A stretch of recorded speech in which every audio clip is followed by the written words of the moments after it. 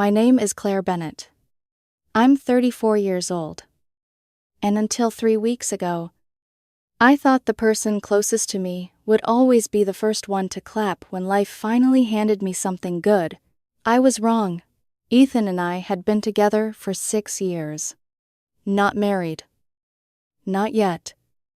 Although people kept asking when we were going to make it official.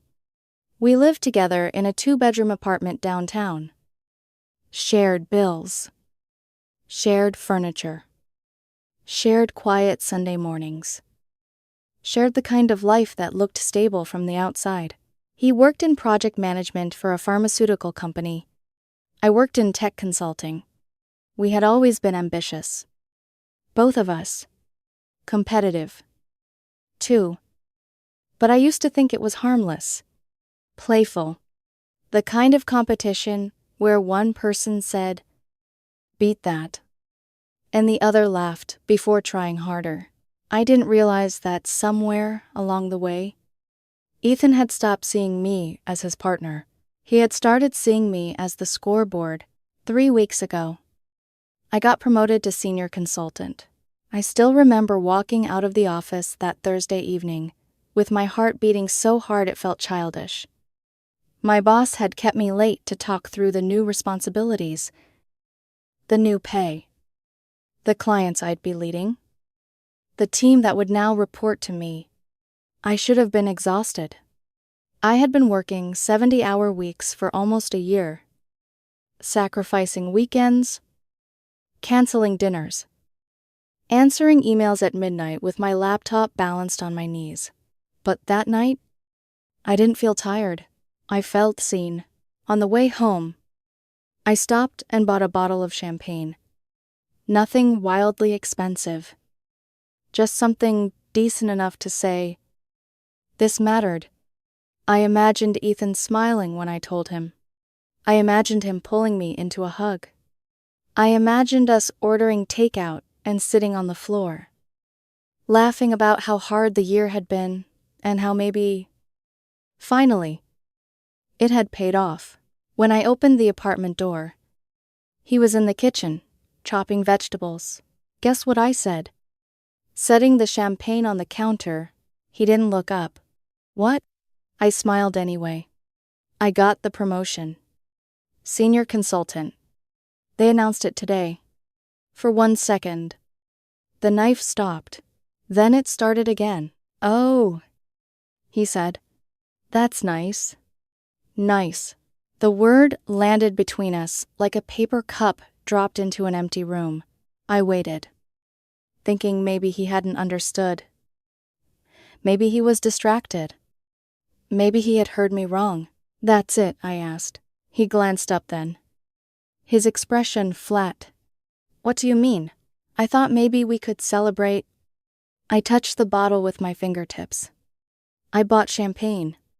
Ethan exhaled through his nose, almost like I had inconvenienced him. "Claire, your promotion isn't a big deal. Anyone could get that position. Don't act proud."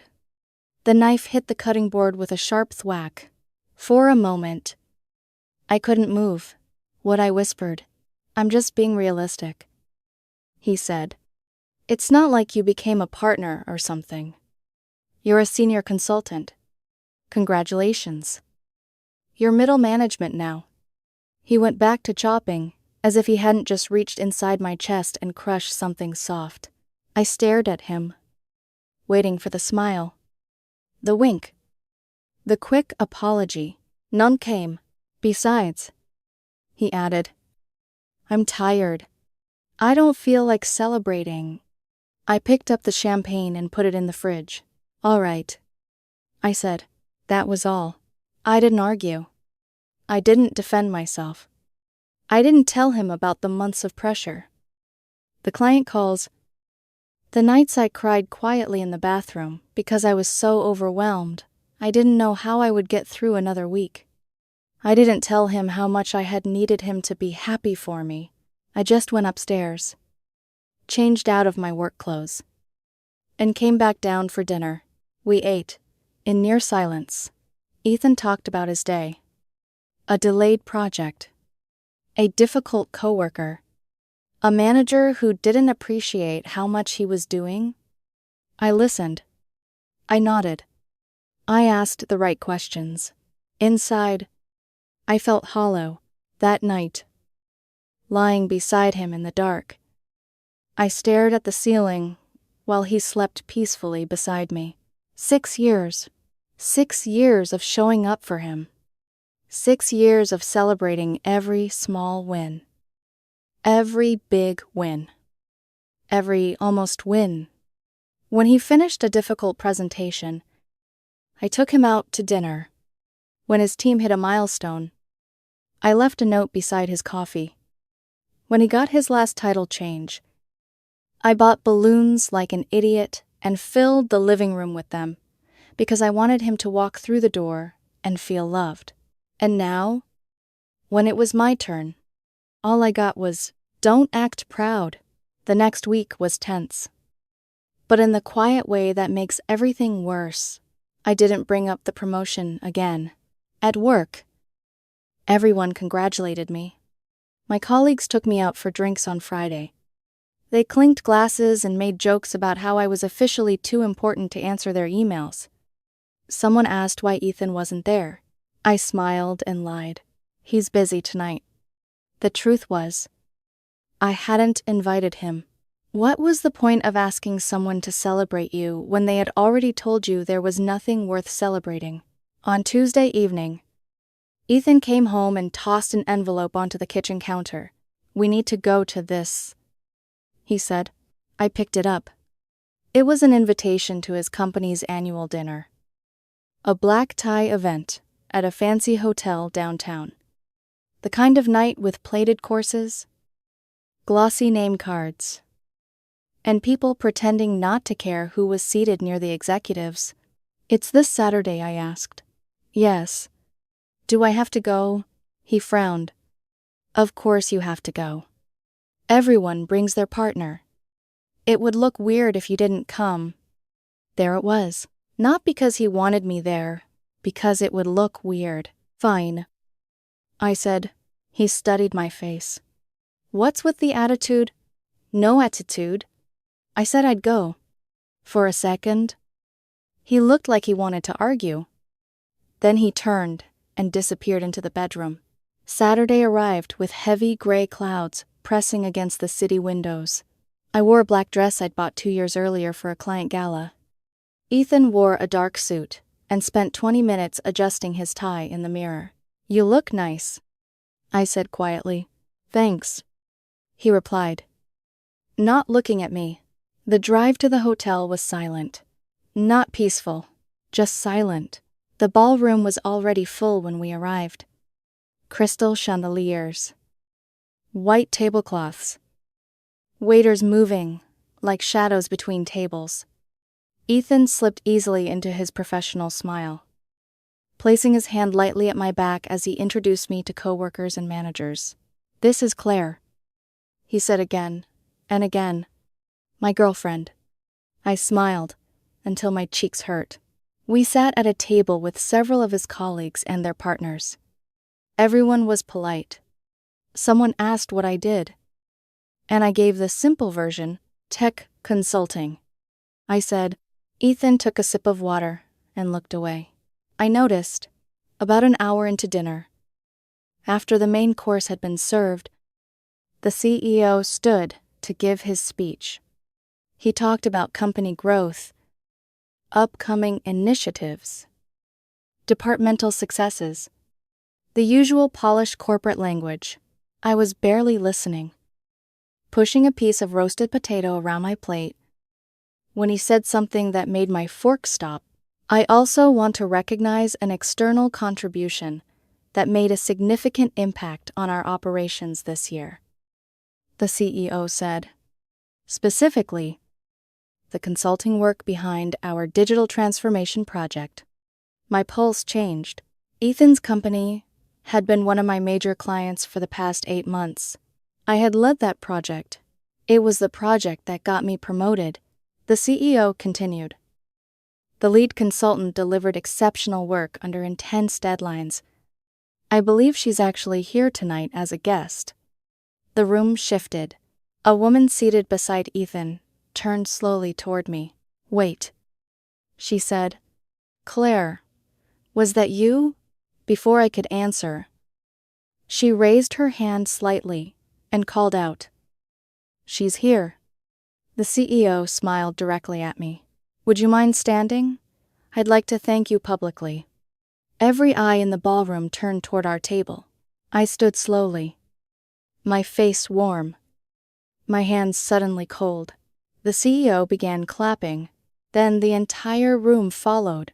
He spoke for another minute about the project, about how the new system had improved efficiency by 40%, about how my team had been professional, innovative, and calm under pressure. He said they had already recommended us to their parent company. People were smiling at me, applauding me, recognizing me. And then I looked at Ethan. His face had gone completely still. He was staring down at his plate, jaw tight, shoulders rigid. The woman beside him glanced from him to me, confused. Another colleague leaned toward him and whispered something. Ethan didn't answer. The applause continued, and in that bright, crowded ballroom, surrounded by strangers who were giving me the celebration he had refused, I finally understood something painful. Ethan wasn't just unable to be proud of me, he was ashamed that other people were. When the applause finally faded, I sat down carefully, like the chair beneath me might disappear. For a few seconds, nobody at our table spoke. Then everyone started at once. You led that project. That was your team, Claire. That system changed everything. Ethan's closest coworker looked at him. You knew about this, right? Ethan lifted his head slowly. I knew she did consulting work, he said. I didn't know the details. His voice was controlled, but I knew him well enough to hear the strain under it. Another colleague frowned. But this is huge. The CEO never does public thanks for external consultants. Ethan picked up his wine glass and drank. He didn't look at me, didn't smile, didn't say congratulations. People from other tables came over to shake my hand. One manager told me the new system had saved her team hours every week. Another said they hoped I would be assigned to their next rollout. I thanked everyone politely, but all I could feel was Ethan beside me, burning with silent resentment. The worst part wasn't that he was quiet.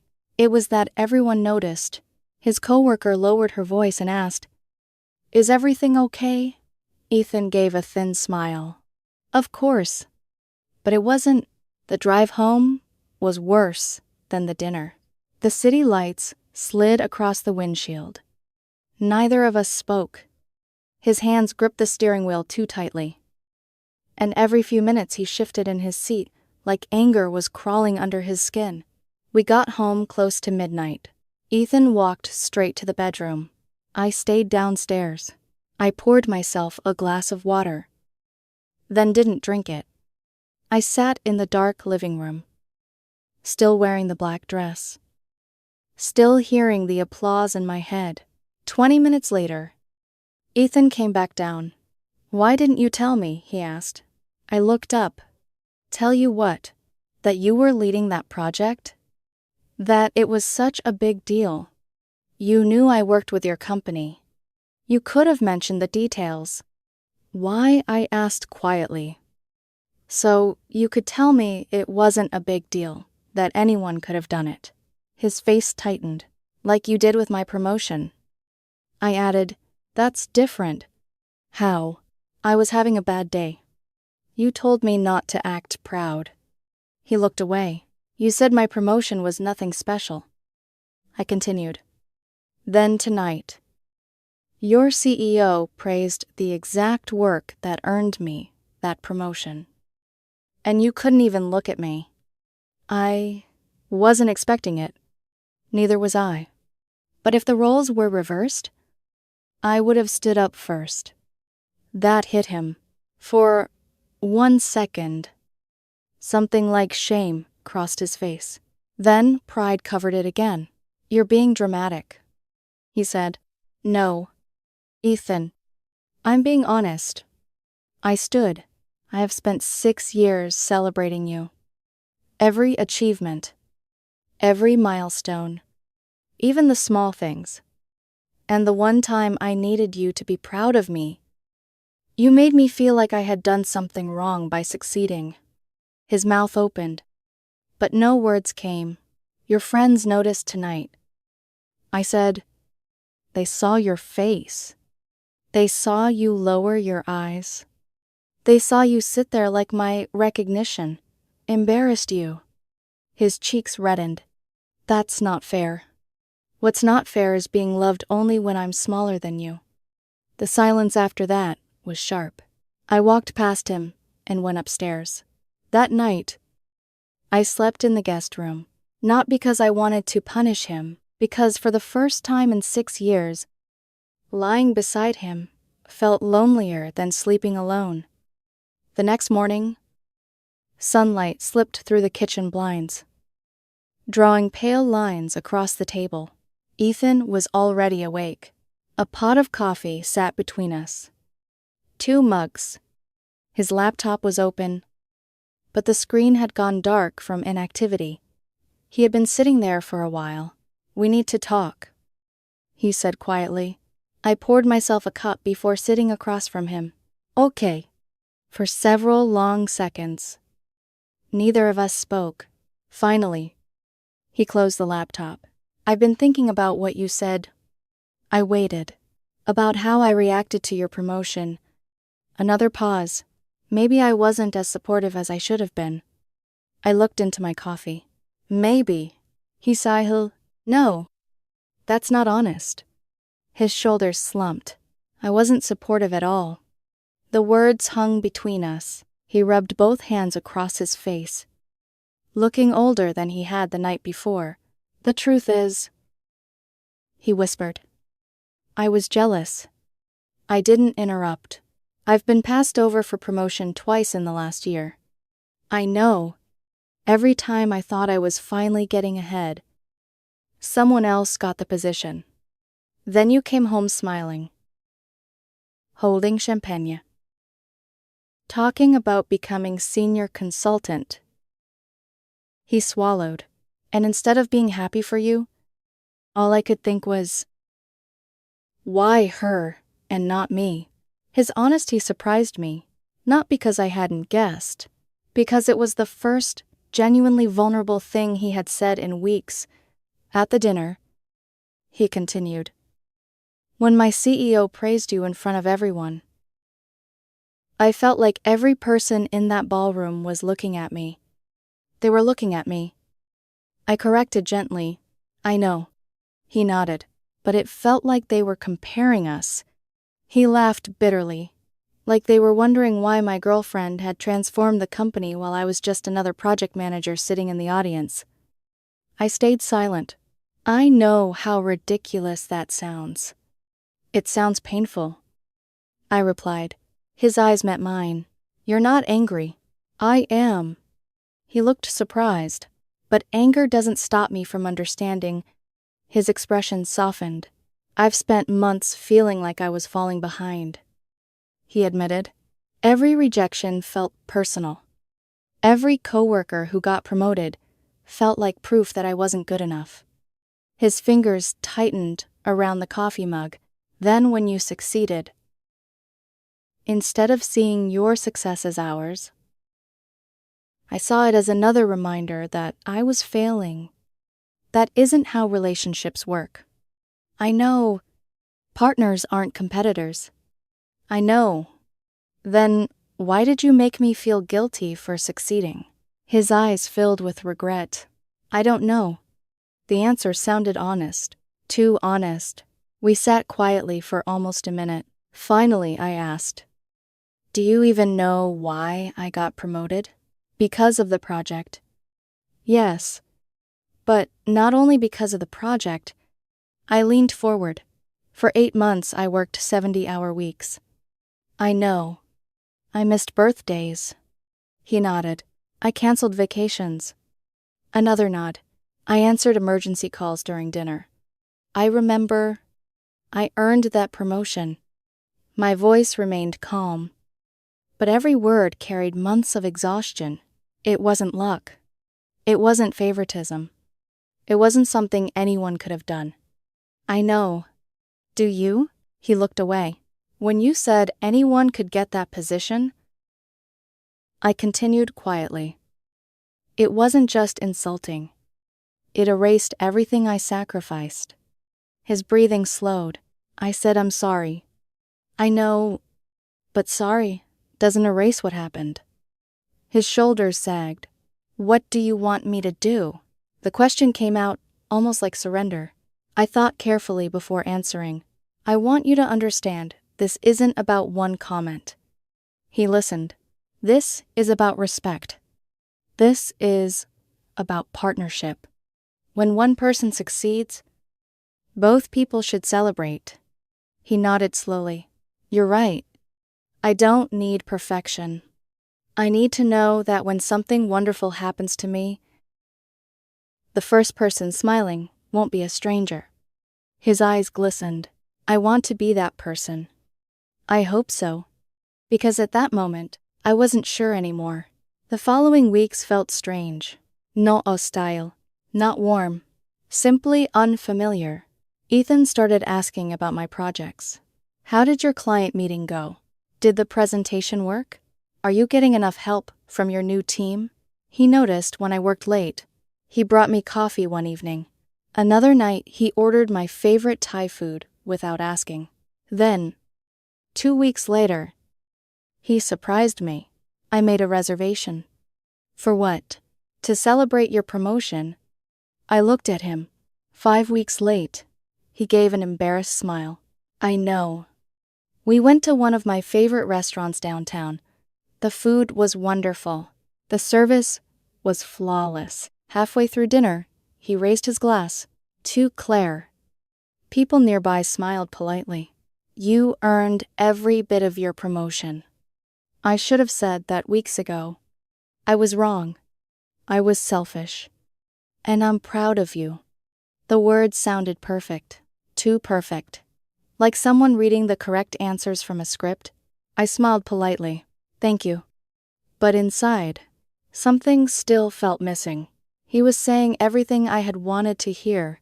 Yet, somehow it felt rehearsed. Like he had memorized an apology instead of discovering one. He noticed my hesitation. You don't believe me. I believe you're trying. But I don't know if you're saying it because you understand or because you know you should. He stared quietly at his plate. I deserve that.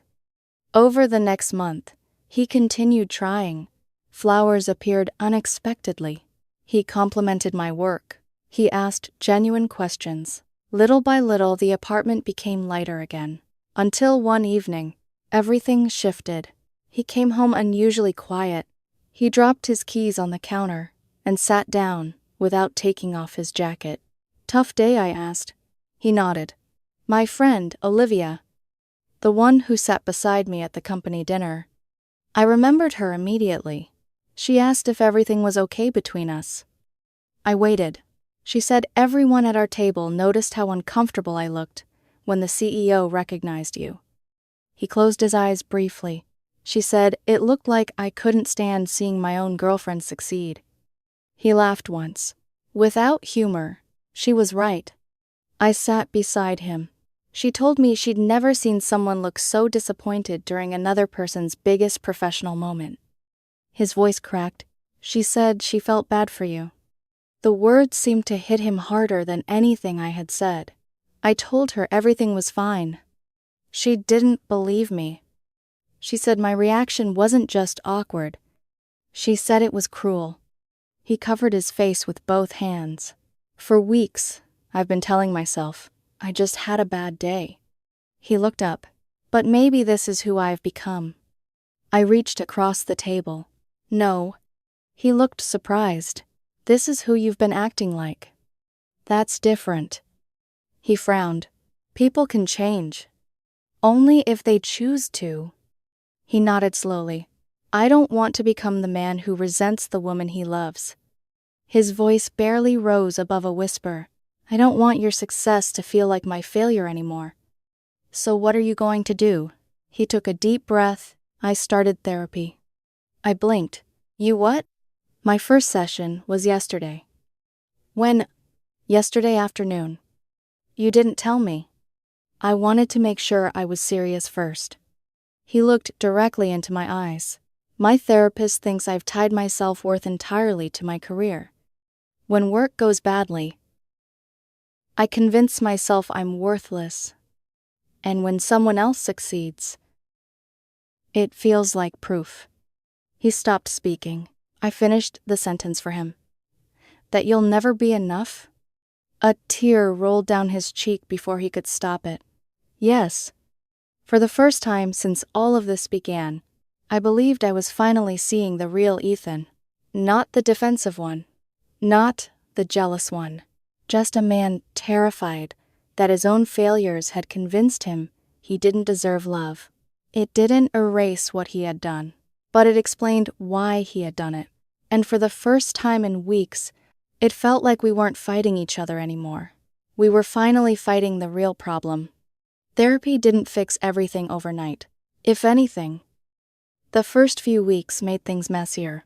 There were evenings when Ethan came home, emotionally drained, dropped onto the couch without saying a word, and stared out the window for nearly an hour. Other days, he came back with pages of notes from his sessions, quietly reading them over dinner, before folding them neatly into a journal he kept beside the bed. He wasn't trying to convince me anymore. He was trying to understand himself. That difference mattered, little by little. I noticed changes that no apology alone could have created. When one of my coworkers called to tell me our team had secured another major client, Ethan smiled before I even finished the sentence. That's incredible, he said sincerely. You deserve it. It wasn't dramatic. It wasn't rehearsed. It was simple. And somehow, that made it feel more real. Still, trust is slower than forgiveness. Every time he congratulated me, a tiny voice inside my head whispered, is this genuine, or is he remembering what the therapist told him to say? I hated that voice, but after everything that had happened, I couldn't pretend it wasn't there. About 2 months after the company dinner, something happened that neither of us expected. I received a phone call from the CEO of Ethan's company. Claire, he said after introducing himself. I hope I'm not interrupting. I'd like to ask if you'd have time to meet for coffee. It's something personal. My stomach tightened. When? Tomorrow morning. If possible. Curiosity outweighed hesitation. The next morning we met at a quiet cafe, a few blocks from his office. He ordered black coffee. I chose tea. After only a minute of small talk, he leaned forward. I wanted to speak with you about Ethan. My heart sank. What about him? He took a careful breath. After the annual dinner, I started paying closer attention. I didn't interrupt. The way he interacts with coworkers, the way he responds when other people receive recognition. He has real talent. The CEO continued. No one questions that, but there has been a pattern. He explained that several employees had quietly approached management over the past year.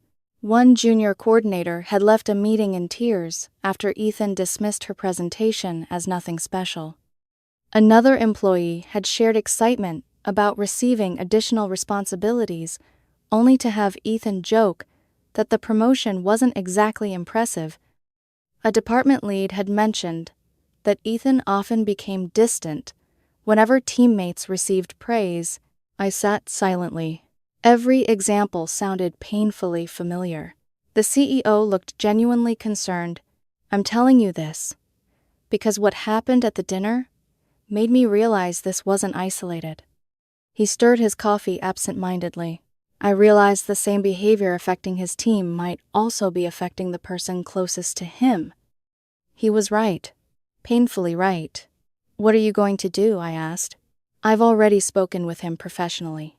He understands that unless he improves how he supports his team, future leadership opportunities will be difficult." The sentence lingered between us. Suddenly, everything clicked. The missed promotions, the strained relationships at work, the frustration. Maybe it hadn't been office politics after all. Maybe people simply couldn't trust someone who struggled to celebrate anyone else's success. The CEO stood to leave. "I hope he gets the help he needs." So do I. When I arrived home that evening, Ethan was sitting on the couch. He immediately knew something was wrong. "What happened?" "I met your CEO. His expression changed instantly. "He called you?" "Yes." Color drained from his face. "He told me about work." For several seconds, Ethan said nothing. Then his shoulders collapsed. "They've noticed." I nodded. "They've noticed for a while." He covered his face. "I thought I was hiding it." "You weren't." His breathing became uneven.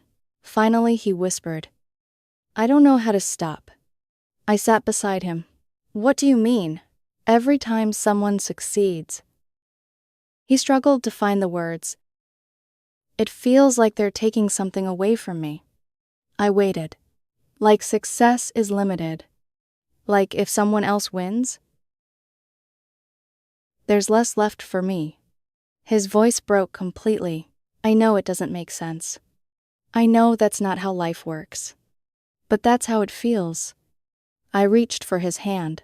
"Feelings aren't always logical." "No, they're not." Tears rolled down his face. "My therapist thinks it started when I was a kid." He laughed weakly through the tears. "My parents compared me to my older brother constantly. Why can't you get grades like him? Why isn't your report card better? Your brother handled this better." He shook his head. "I guess after hearing that for 20 years, I started believing there was only room for one successful person, and if somebody else was winning, I had to be losing." I squeezed his hand. "No child should grow up believing love has to be earned by beating someone else." He cried harder. "I made you feel that way." "You did. I'm so sorry." This time, the apology felt different. Not because the words had changed, because the understanding behind them had. Over the following months, therapy became part of our routine. Individual sessions for Ethan, couples, counseling for both of us. Slowly, the changes became visible. He started congratulating coworkers during team meetings. He volunteered to mentor a new employee. He made an effort to praise other people's ideas before offering his own. At first, he admitted it felt awkward, forced, almost mechanical. But eventually, something shifted. The habit became genuine. His coworkers noticed, his manager noticed, even his closest friends commented that he seemed lighter, more relaxed, less threatened by everyone around him. 5 months after that painful night, with the unopened champagne, I came home from work and smelled rosemary, garlic, and butter drifting through the apartment. Candles flickered across the dining table. Soft music played in the background. The bottle of champagne, the very same one I had placed in the refrigerator months earlier, sat chilling in an ice bucket. I looked toward the kitchen. Ethan smiled nervously. "I think we're a little late." I couldn't help laughing. "Just a little." He pulled out my chair. "After dinner?" He stood with 2 glasses of champagne. His hands trembled slightly. "To Claire." He took a breath. "To your talent, your discipline, your kindness, your leadership. You earned every bit of your success. I should have celebrated you the day you walked through that front door. I failed you. I'm deeply sorry." He looked directly into my eyes. "I'm proud of you." This time, there was no jealousy hiding underneath. No forced smile. No tension in his jaw. Only warmth. Only love. I raised my glass. Thank you. The champagne had spent 5 months waiting in our refrigerator. It probably wasn't at its absolute best anymore.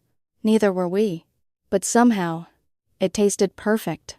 A month later, Ethan finally received a promotion of his own. Not the exact role he had originally wanted, but a meaningful step forward.